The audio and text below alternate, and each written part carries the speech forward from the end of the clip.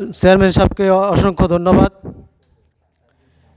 এ পর্যায়ে প্রধান আলোচকের আলোচনা নিয়ে আসছেন মোহাম্মদ নুরুল করিম আকরাম, কেন্দ্রীয় সহকারী প্রশিক্ষণ সম্পাদক, ইসলামী আন্দোলন বাংলাদেশ।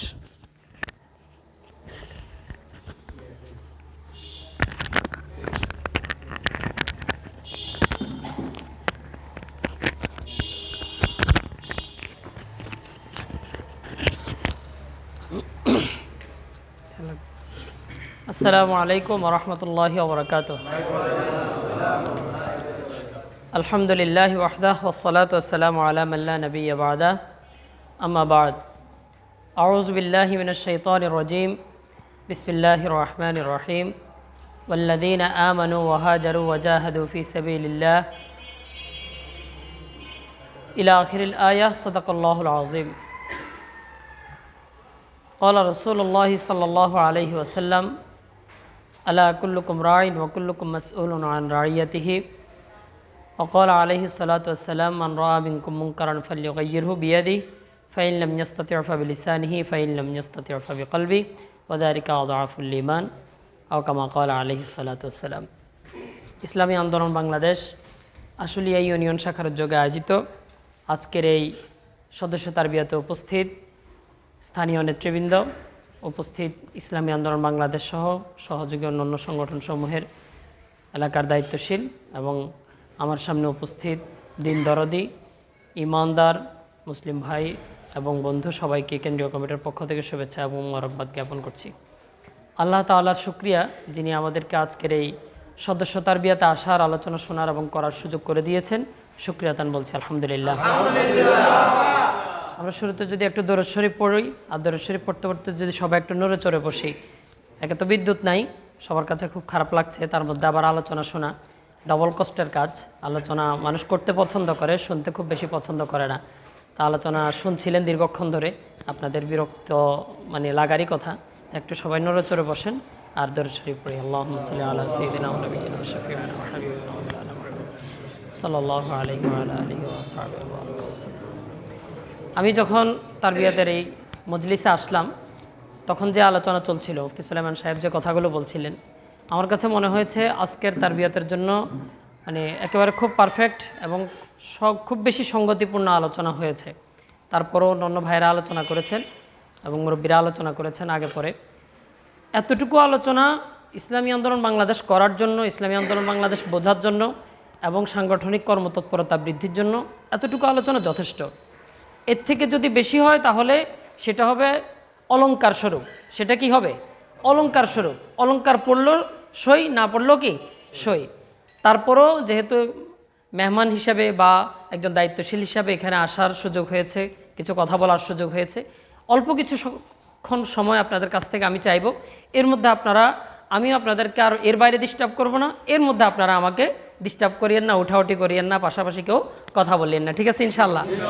আলোচনার শুরুতে আমি পবিত্র কোরআনে কারিমের একটি আয়াত তেলাওয়াত করেছি।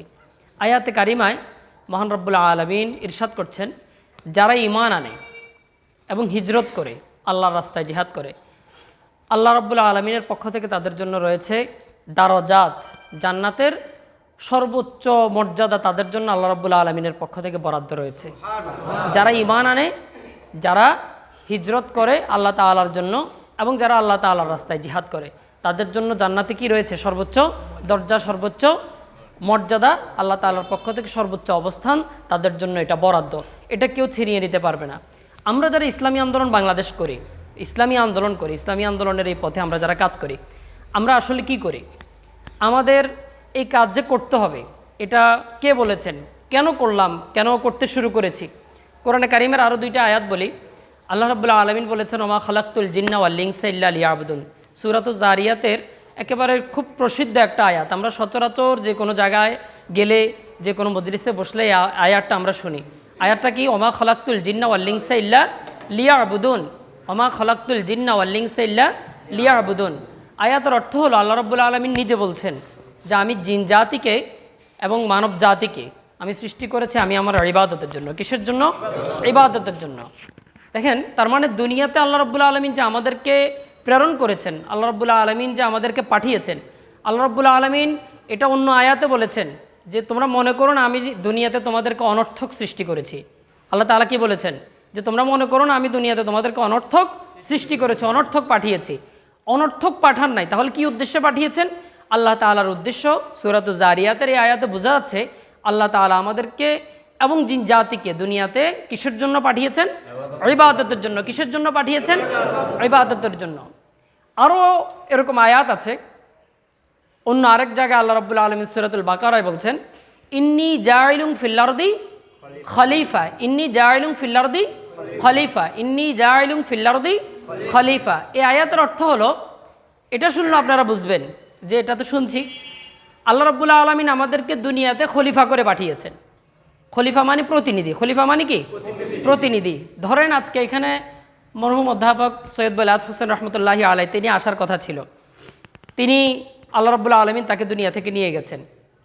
আমি এক ধরনের ভাইয়া আসলে আমি আসতাম না, আমার আবার শরীয়তপুরে সফর দেওয়া ছিল, তো ভাইয়া না আসাতে আমার আসাটা মানে আসতেই হলো। তো বেলায়েত ভাই আসেননি, তার পরিবর্তে আমি এসেছি। তাহলে আমি কি হিসাবে এসেছি? বেলায়েত ভাইয়ের খলিফা বা প্রতিনিধি হিসেবে এসেছি। আল্লাহ রাব্বুল আলামিন বলছেন এই যে আমরা যারা মানুষ, একটু এদিকে খেয়াল করেন, আমরা যারা কি মানুষ, আমরা যারা আল্লাহ তাআলার সৃষ্টি, আল্লাহ রাব্বুল আলামিন আমাদের ব্যাপারে কি বলছেন যে ইন্নী জাইলুন ফিল আরদি খলিফা, আমি দুনিয়াতে যে এদেরকে পাঠাচ্ছি, এই মানুষগুলোকে পাঠাচ্ছি, আমাদেরকে যে আল্লাহ রাব্বুল আলামিন পাঠাচ্ছেন, আমাদেরকে আল্লাহ রাব্বুল আলামিন তার নিজের প্রতিনিধি করে পাঠিয়েছেন। কথাটা কি মানে আশ্চর্য মনে হচ্ছে? আল্লাহ রাব্বুল আলামিন আমাদেরকে পৃথিবীতে তার নিজের প্রতিনিধি করে পাঠিয়েছেন। এই দুইটা আয়াতের অর্থ কি আমরা বুঝছি? আয়াতের অর্থ কি আমরা বুঝছি? আয়াতের অর্থ বুঝতে আর কোনো অসুবিধা তো নাই।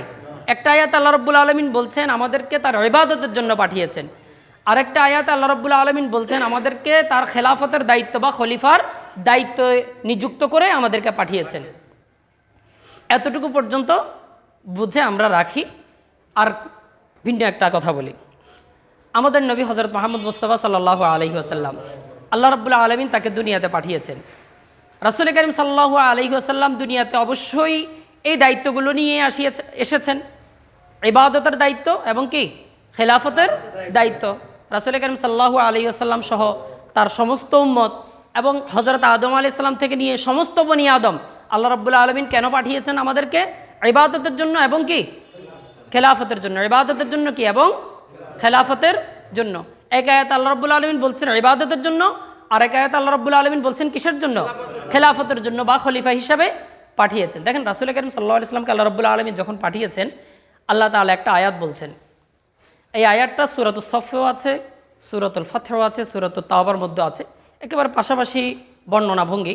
আল্লাহ রাব্বুল আলামিন বলছেন যে হুয়াল্লাযী আরসালা রাসূলাহু বিল হুদা ওয়া দীনিল হক লিইয়ুযহিরাহু আলাদ দীনি কুল্লিহি ওয়ালাউ কারিহাল মুশরিকুন। এই আয়াতটাও মোটামুটি আপনারা শুনছেন, শুনে থাকবেন। আল্লাহ তাআলার উদ্দেশ্য কি? রাসূল সাল্লাল্লাহু আলাইহি ওয়াসাল্লামকে আল্লাহ রাব্বুল আলামিন দুনিয়াতে কেন পাঠাচ্ছেন? পাঠানোর উদ্দেশ্য হলো তিনি, আল্লাহ তাআলার আয়াতের এই অর্থ হলো আল্লাহ তাআলা তার রাসূলকে হেদায়েত দিয়ে এবং সত্য দিন তথা ইসলাম দিয়ে দুনিয়াতে পাঠাচ্ছেন। কেন? লিইয়ুযহিরাহু আলাদ দীনি কুল্লি, যাতে করে রাসূল সাল্লাল্লাহু আলাইহি ওয়াসাল্লাম এই হেদায়েত এবং সত্য দিন তথা ইসলামকে দুনিয়ার যত মতবাদ, মতাদর্শ, যত ধর্ম, যত বর্ণ, যত মন্ত্র, যত তন্ত্র, যা কিছু আছে সকল কিছুর উপর ইসলামকেই যেন কি বিজয়ী শক্তি হিসাবে প্রতিষ্ঠা করতে পারেন। কথা কি বুঝছেন? কথা কি বুঝছেন? আরেকটু স্পষ্ট করে বলি, আল্লাহ তাআলা বলছেন আমি আমার নবীকে এই জন্য পাঠাচ্ছি যাতে করে রাসূল কি করেন, দুনিয়াতে যত ধর্ম আছে, দুনিয়াতে কি যত হিন্দু ধর্ম আছে, বৌদ্ধ ধর্ম আছে, খ্রিস্টান ধর্ম আছে, ইহুদি ধর্ম আছে, আরও আনুষঙ্গিক যত ধর্ম আছে এবং যত মতবাদ আছে, মানুষের যত ধর্ম বিশ্বাস, কেউ অগ্নি পূজা করে, কেউ মূর্তি পূজা করে, কেউ এই পূজা করে, কেউ কি সেই পূজা করে, কেউ এটা বিশ্বাস করে, কেউ এটা বিশ্বাস করে, যত মানুষের যত বিশ্বাস,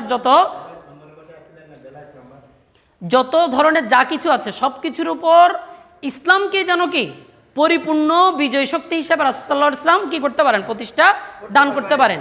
রাসূল সাল্লাল্লাহু আলাইহি ওয়াসাল্লামকে দুনিয়াতে পাঠানোর এটা আল্লাহ তাআলার কি উদ্দেশ্য। আল্লাহ তাআলা রাসূল করিম সাল্লাল্লাহু আলাইহি ওয়াসাল্লামকে এই উদ্দেশ্যে দুনিয়াতে পাঠিয়েছেন। রাসূল সাল্লাল্লাহু আলাইহি ওয়াসাল্লামকে হায়াত দিয়েছেন কত বছর? কত বছর? 63 বছর। আপনারা যারা একটু ছড়িয়ে ছিটিয়ে আছেন এদিকে চলে আসেন।